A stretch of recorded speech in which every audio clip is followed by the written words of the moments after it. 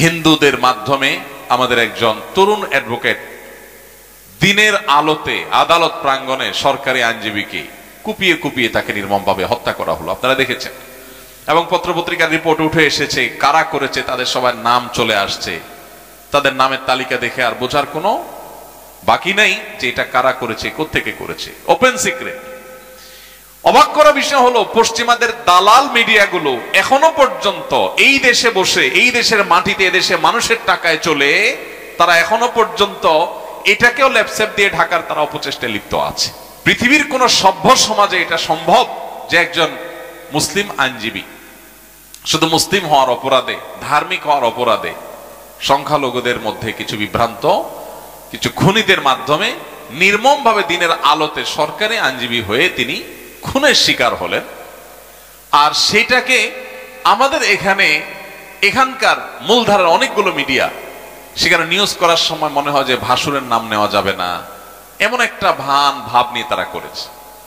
আমরা চেষ্টা করেছি আমাদের জায়গা থেকে মানুষকে শান্ত রাখবার জন্য। আমি ব্যক্তিগতভাবে দেশের প্রথম সারির যে সমস্ত ওলামা একরাম আছেন, একজন একজন করে আমি অনেককে ফোন করেছি এবং তাদেরকে রিকোয়েস্ট করেছি যে সবাই আমাদের সর্বস্তরের মুসলমান ভাইবোনকে, এমনকি শুধু মুসলমান না, আমাদের হিন্দু ভাই বোনদেরকে, অন্য সবাইকে শান্ত থাকতে বলেন।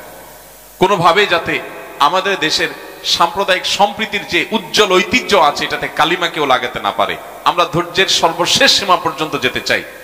আলহামদুলিল্লাহ, বাংলাদেশের মানুষ এবারও তাদের ধৈর্যের পরীক্ষায় উত্তীর্ণ হয়েছে।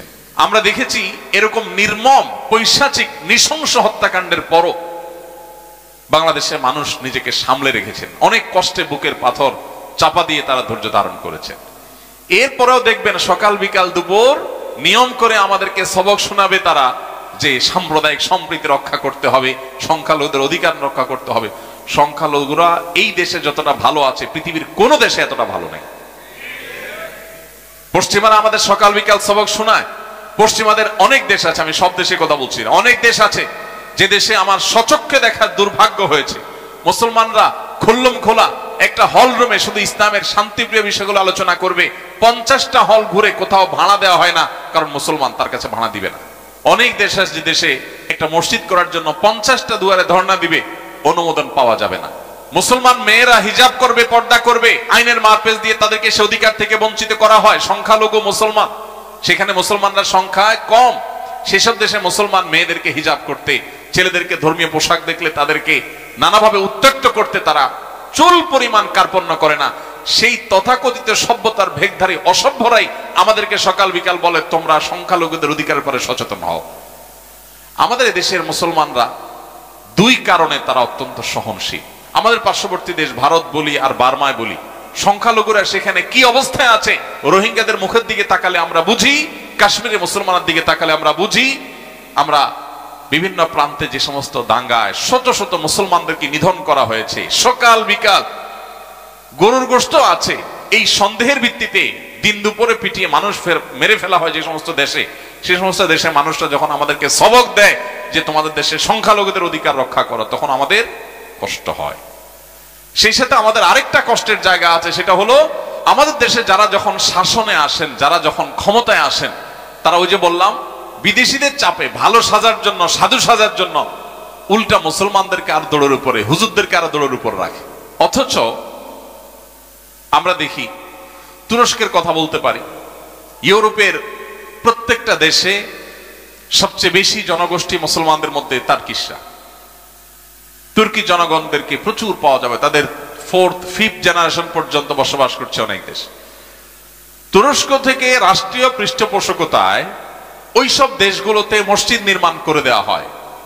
অনেক জায়গায় ইমামদের বেতন তুরস্ক থেকে যায়, মুয়াজ্জিনদের বেতন যায়। অমুসলিম প্রধান দেশ, সেখানকার তার্কি জনগণ যাতে তাদের ঈমান আমল, তাদের ইসলামী যে বন্ধন, সেটা যেন তারা অটুট রাখতে পারে, সেজন্য এই উদ্যোগ তারা গ্রহণ করে। বিভিন্ন দেশে দেশে এটা আছে। আমাদের দেশীয় মুসলমানরা যারা বিভিন্ন দেশে আছে পশ্চিমে, তাদের জন্য আমাদের কোন সরকার আজ পর্যন্ত সরকারি উদ্যোগে কোনো মসজিদ করেছে এটা কখনো স্বপ্নেও আমরা ভাবতে পারি না।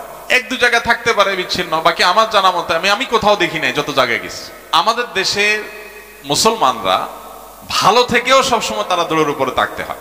মালয়েশিয়ান রাষ্ট্রপতি বা প্রধানমন্ত্রী যখন পশ্চিমে যান, তখন তারা মসজিদে যান, তাদের দেশীয়দের সাথে মিশেন এবং তারা ইমামতি করে নামাজ পড়ান।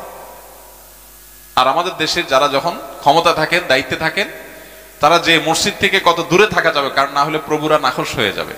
মসজিদে গেলে আবার বলবে মৌলবাদী হয়ে গেছে নাকি, এরা জঙ্গি হয়ে গেছে নাকি। আবার এই দূরের উপরে থাকে, তারা ভালো মানুষ থাকার চেষ্টা করে। এদেশে মুসলমান হিন্দু ভাইদের সাথে আমাদের মুসলমানদের সম্পর্ক হলো এদেশে নাগরিক হিসাবে ভাই বোনের মতো আমরা মিলেমিশে থাকি। এত কিছুর পরও কিছু না হইলেও আমাদের পার্শ্ববর্তী দেশ থেকে হিন্দুদের ব্যাপারে তারা একের পর এক তারা উৎসাহ প্রকাশ করে। কিন্তু ভারতে মুসলমানদেরকে মেরে যদি কচুকাটা করে ফেলা হয়, আমাদের দেশে কোন সরকারকে বলবেন, দেখবেন না এটা বলতে যে ওখানে মুসলমানের অবস্থা কেন হচ্ছে, জবাব দাও, এটা দেখবেন না। আমরা সবসময় দৌড়ের পরে থাকি, দৌড়ের পরে রাখি না কখনো। ভাইরা আমার, আলহামদুলিল্লাহ, এই গৌরবের কথা আপনাদের সাথে আবারও আলোচনা করার উদ্দেশ্য হলো যে আমাদের এই ঐতিহ্যকে আমাদের ধরে রাখতে হবে। কোনো ফাঁদে পাও দেওয়া যাবে না, কোনো উস্কানিতে পাও দেওয়া যাবে না। আমাদের যে এই একটা গর্বের জায়গা আছে যে আমরা অন্য ধর্মাবলম্বীদের প্রতি সহনশীল। আমাদের এখানে হিন্দু, বৌদ্ধ, খ্রিস্টান, মুসলিম ঐক্যবদ্ধভাবে আমরা একটা সমাজ গঠন করেছি। আমরা একে অন্যের প্রতি সিম্পেথি দেখাই। এখানকার মুসলমানরা বিগত পরিবর্তনের পর নতুন পরিবর্তিত পরিস্থিতিতে মুসলমানদের পক্ষ থেকে উদ্যোগ নিয়ে, মাদ্রাসার ছেলেরা উদ্যোগ নিয়ে মন্দিরগুলো পাহারা দিয়েছে। পৃথিবীর কোন দেশে উদাহরণ আপনি দেখাতে পারবেন? একটা দুইটা নয়, প্রতিটা পাড়া মহল্লায় ওলামা ইকরাম উদ্যোগ নিয়েছেন, সাধারণ মানুষ উদ্যোগ নিয়েছেন, তারা উদ্যোগ নিয়ে মন্দিরগুলো পাহারা দিয়েছে। এত কিছুর পরও আপনি দেখবেন যে তারা আমাদের উপরে খুশি না, তারা আমাদের উপরে সন্তুষ্ট না। আল্লাহ এই জন্যই বলেছেন, ওয়ালা তাজিদান্না আশাদ্দান নাসি আদাওয়াতান লিল্লাযিনা আমানু আল ইয়াহুদ ওয়াল্লাযিনা আশরাকু। হে মুসলিমরা, মনে রাখবে দুটি সম্প্রদায়ের মানুষকে তোমরা তোমাদের প্রতি শত্রু ভাবাপন্ন পাবে। তারা সবচেয়ে বেশি শত্রুতা এবং হিংসা অন্তরে লালন করে তোমাদের ব্যাপারে। তাদের এক শ্রেণী হলো ইহুদি, আরেক শ্রেণী হলো মুশরিক। এই মুশরিকদেরকে কখনো তোমরা খুশি করতে পারবা না। সবকিছু উজাড় করে দিলেও তাদেরকে তোমরা খুশি করতে পারবা না, তারা তোমাদের প্রতি শত্রুতা লালন করবে। আল্লাহর এই কথার উজ্জ্বল দৃষ্টান্ত যেন আমরা আমাদের হাতের সামনে, চোখের সামনে এখন দেখতে পাচ্ছি। ভাইরা আমার, শিক্ষা গ্রহণ করবার সময় এবং সুযোগ আমাদের আসে। অনেক মুসলমান নিজে হীনম্মন্যতায় ভোগেন। আপনার ইসলামটাই আপনাকে এই সহনশীলতা শিক্ষা দেয়। কেন বাংলাদেশের মানুষ বা গোটা বিশ্বের মুসলমানরা এতটা সহনশীল কেন? এই সহনশীলতার দুটি কারণ, বিশেষ করে আমাদের দেশীয় প্রেক্ষাপটে আমি দুটি কারণে কথা বলবো। তার একটি হলো, আমার ইসলামটাই আমাকে বাধ্য করে আমার অন্য ধর্মাবলম্বী ভাইকে তার ধর্মীয় স্বাধীনতা দিতে, তার ধর্মীয় স্বাধীনতায় হস্তক্ষেপ না করতে আমার ইসলামই আমাকে নির্দেশ করে। আমার ইসলামই আমাকে সহনশীলতার কথা বলে।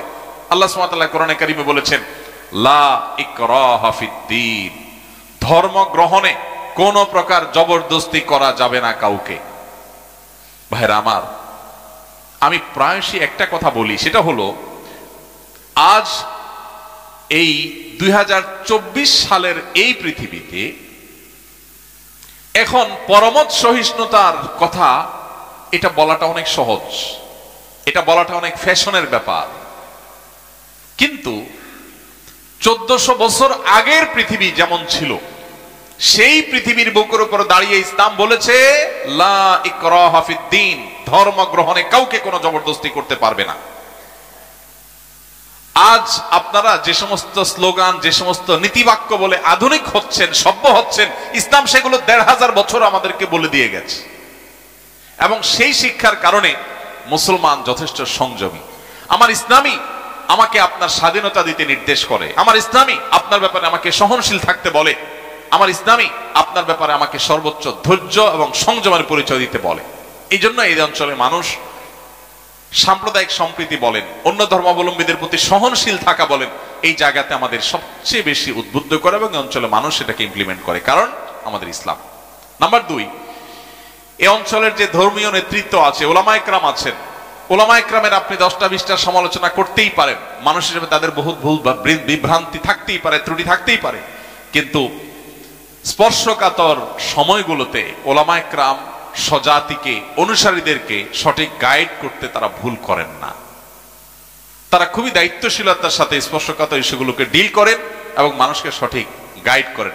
তারা বেশিরভাগ ক্ষেত্রে আপনি দেখবেন তারা এমন কোন বক্তব্য, এমন কোন বিবৃতি, এমন কোন উস্কানি দেন না যেটার ফলে সমাজে অশান্তি হতে পারে, বরং মানুষকে শান্ত করেন, গালি খেয়েও শান্ত করার চেষ্টা করেন। অতএব ইসলামের এই সৌন্দর্যগুলো দেখে আমাদের আরো ঈমান আমাদের বৃদ্ধি হওয়ার কথা, আমাদের ঈমান বৃদ্ধি হওয়া দরকার। ইসলামের প্রতি আমাদের বেশি আরো আস্থা এবং বিশ্বাস তৈরি হওয়ার কথা যে ইসলাম আমাকে যা দিয়েছে এটাই আমার সর্বোচ্চ আধুনিক, সর্বোচ্চ সভ্য, সর্বোচ্চ ভালো মানুষ হওয়ার জন্য যথেষ্ট। আলহামদুলিল্লাহ। ভাইরা আমার, এই জন্য আমাদের চোখ কান খোলা রেখে চলতে হবে, সচেষ্ট থাকতে হবে। আমাদের প্রতি যারা শত্রু ভাবাপন্ন তাদের কথা কোরআন বলে দিয়েছে, আমরা শুধু সতর্ক থাকতে হবে। সেই সাথে আমাদের যাতে ওই যে ঐতিহ্যের গায়ে কেউ কালিমা লেপন না করে সেটিও মাথায় রাখতে হবে। এবং একই সাথে আমাদেরকে পৃথিবীর বিভিন্ন দেশ থেকে যখন সবক দেওয়া হয়, এটা করো সেটা করো, মানবাধিকার, মানবতা, হানতান, সংখ্যালঘু, নারী অধিকার, তখন একজন মুসলমান হিসাবে আমার প্রাউড ফিল করা দরকার যে তুমি যে সবক আমাকে দিচ্ছ ওই সবক তোমার কাছ থেকে নিয়ে আমার কোনো প্রয়োজন না, আমার কোরআনই যথেষ্ট, আমার হাদিসই যথেষ্ট, এর মধ্যেই আমার সকল সমস্যার সমাধান নিহিত আছে। ওলামায়ে কেরামকে বা ধর্মীয় জনগোষ্ঠীকে সমাজের মূল ধারার সাথে অন করে তাদেরকে অনবোর্ড করতে সবসময় আমরা দেখি এক ধরনের হেজিটেশন থাকে যারা যখন পাওয়ারে থাকে। অথচ এদেশের মানুষ ধর্মপ্রাণ, এদেশের মুসলমানরাও ধর্মপ্রাণ, হিন্দু ভাইরাও তাদের ধর্মপ্রাণ। অতএব এই ধর্মপ্রাণ মানুষের দেশে ধর্মীয় মূল্যবোধকে যদি শ্রদ্ধা না জানানো হয়, ধর্মীয় ব্যক্তিত্বকে যদি অনবোর্ড করা না হয়, তাদেরকে যদি আপন করা না হয়, তাদেরকে যদি রাষ্ট্রকে ওন করতে দেওয়া